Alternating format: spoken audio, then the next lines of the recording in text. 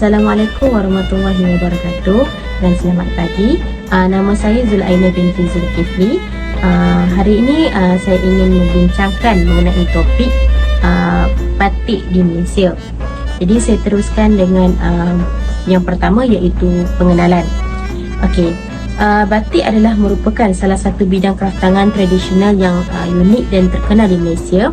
Ia dihasilkan melalui proses penerapan lilin dan pencelupan warna. Sejarah perkembangan batik di Malaysia dipercayai bermula pada abad ke-15 Masihi. Perkembangan awal memperlihatkan kesan dan pengaruh batik daripada Jawa. Mulai tahun 1930-an hingga selepas Perang Dunia Kedua, perusahaan batik di Malaysia telah berkembang dengan pesatnya. Jadi para pengusaha batik daripada negeri-negeri Terengganu dan Kelantan khususnya merupakan perintis kepada perkembangan batik di negara ini. Hasil-hasil batik tempatan tinggi, mutu ciptaan dan reka coraknya. Dan ini melambangkan satu kemahiran kerja tangan yang sangat kreatif di kalangan pembuat-pembuat batik di tanah air. Dan selain itu, daya tarikan batik juga bukan sahaja terkenal di kalangan penduduk tempatan, malah ia turut mendapat sambutan daripada pelancong asing yang datang dari luar negeri. Jadi saya serahkan kepada rakan saya. Sekian, terima kasih. Kelantan merupakan salah satu negeri yang terkenal dengan batik. Jadi tidak heranlah jika terdapat banyak kedai yang menjual batik. Di Kelantan juga mempunyai 3 tempat yang sangat popular jika pelancong ingin membeli cendera mata. Tempat yang pertama ialah Noden Batik. Noden Batik ini antara perusahaan batik yang mendapat penilaian tertinggi di Google, sebanyak 4.0 bintang dan mendapat 199 orang penilai. Yang kedua ialah Kartika Kiara Batik. Kartika Kiara Batik ini mendapat penilaian yang tinggi, iaitu 4.3 bintang oleh 57 pengguna Google. Dan yang terakhir ialah Haji Idris Omar Songket dan Batik. Haji Idris Omar Songket dan Batik ini mempunyai penilaian baik, iaitu 4.1 bintang oleh 36 orang penilai. Di Kelantan, bunga ketamburi dan bunga telang merupakan identiti kerana kedua-duanya merupakan sangat sinonim dengan negeri berkenaan lah. So, bagi bunga ketamburi ini, motifnya banyak digunakan dalam pembinaan ukiran tempatan sejak dari zaman dulu lagi. Manakala bunga telang ini merupakan bahan makanan yang sinonim dengan Kelantan, iaitu nasi kerabu. Ini kerana kita dapat melihat keunikan dari segi warna pada nasi tersebut. Malah sebenarnya bunga itu sendiri merupakan bahan asas masakan yang dari turun-temurun.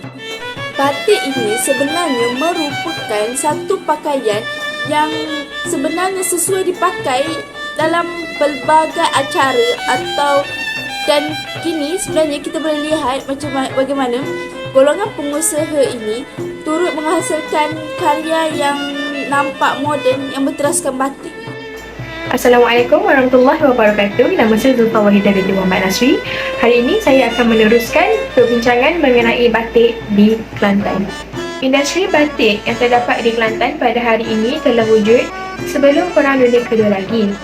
Perusahaan ini merupakan perusahaan tradisi yang diturunkan dari satu generasi ke satu generasi yang lain.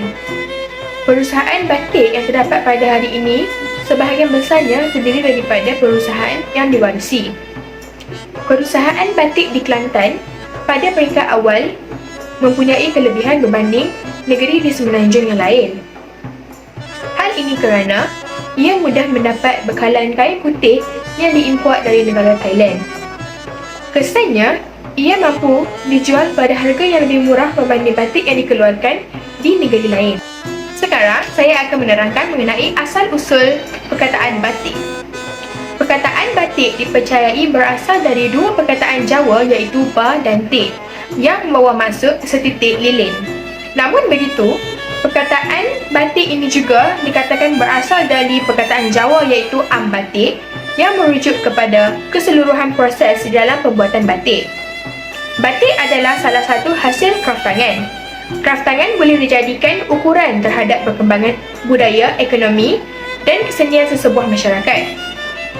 Oleh itu, hasil kraftangan secara am juga dianggap sebagai salah satu dari nilai budaya yang berharga. Industri kraftangan di Malaysia lebih bersifat kepada kepunyaan sesuatu kaum, khususnya dalam perusahaan batik. Ia dikatakan lebih kepada kepunyaan kaum Melayu. Keadaan ini menyebabkan bidang kemahiran di dalam industri ini sukar untuk dipindahkan kepada semua orang. Pada peringkat awal, corak batik kebanyakannya dipengaruhi oleh kebudayaan Hindu. Namun, setelah kedatangan Islam, unsur-unsur Hindu mula berkurangan. Pada tahun 1950-an, terdapat 60 buah kilang batik di sekitar Kota Baru. Pada masa itu, perusahaan batik di Kelantan berkembang dengan pesatnya. Kilang yang terbesar pada masa itu ialah syarikat Muhammad Yusof yang mempunyai seramai 500 orang pekerja. Kemudian, kita beralih kepada kepercayaan dan simbolik. Pada hari ini, kepentingan pakaian bukan sahaja dilihat dari segi fungsinya, tetapi ia turut dilihat dari nilai ekonominya. Industri pakaian pada hari ini mampu menyediakan peluang pekerjaan yang sangat besar. Industri pakaian telah memainkan peranan penting dalam pembangunan ekonomi dan sektor perindustrian di kebanyakan negara di dunia. Pakaian batik dianggap sebagai pakaian yang paling dikenali dan yang paling cepat berkembang di Asia Tenggara. Assalamualaikum warahmatullahi wabarakatuh. Saya Yusra Abdullah, bernombor metrik C22A0162. Tuntasnya jelaslah bahawa perusahaan batik ini yang wujud di Kelantan sejak dahulu lagi. Hal ini dikatakan demikian kerana pakaian batik ini masih lagi digunakan sehingga masa kini. Tambahan itu, kegiatan perusahaan batik ini juga semakin maju dan membantu meningkatkan perusahaan kecil sederhana iaitu PKS.